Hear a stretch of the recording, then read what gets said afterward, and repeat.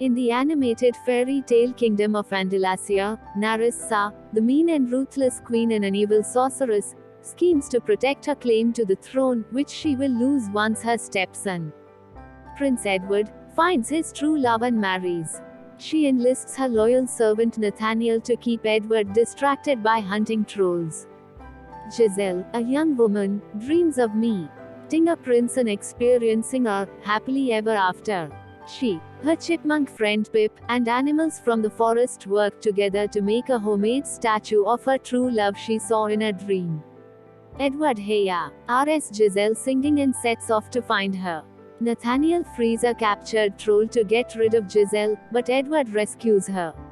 She and Edward are instantly attracted to each other and plan to be married the following day.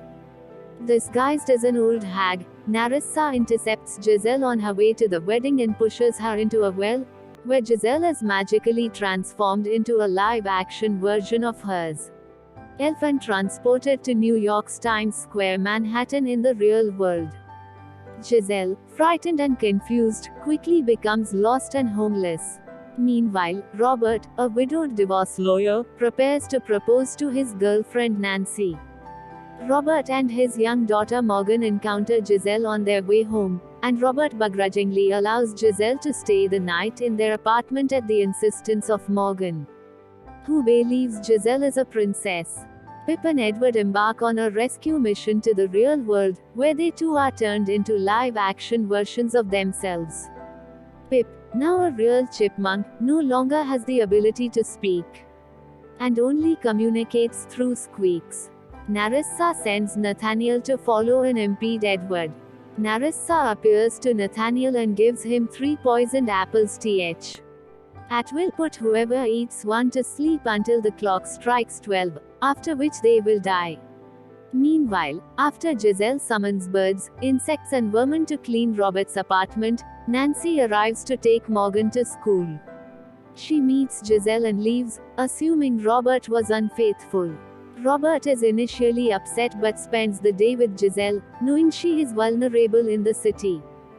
Giselle questions Robert about his relationship with Nancy and helps the pair reconcile by sending Nancy flowers and an invitation to a costume ball at the Woolworth building. Edward locates Giselle at Robert's apartment. While Edward is eager to take Giselle home to Andalasia and marry her, she suggests that they should first go on a date and get to know each other better.